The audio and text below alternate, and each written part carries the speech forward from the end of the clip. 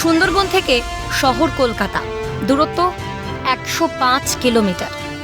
আরজিকর কাণ্ডে নির্যাতিতার ন্যায় বিচারের দাবিতে 105 কিলোমিটার পথ সাইকেলে অতিক্রম করে অভিনব প্রতিবাদে সুন্দরবনের দায়িত্বশীল নাগরিক সমাজ।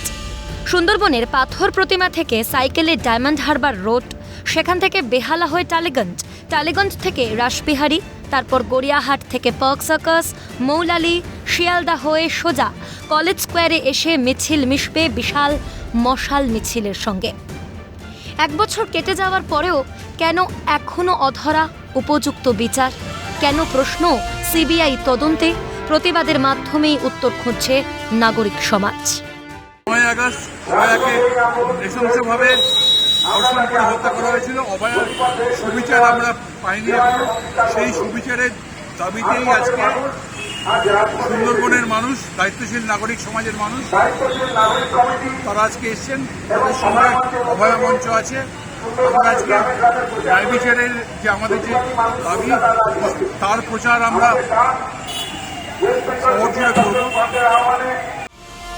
শনিবারই 1 বছর সম্পন্ন হচ্ছে চলে গিয়েছে কাদম্বিনী। অসাধু কিছু ব্যক্তির স্বার্থ সিদ্ধিতেই হয়তো নির্মমভাবে চলে যেতে হয়েছে কাদম্বিনীকে।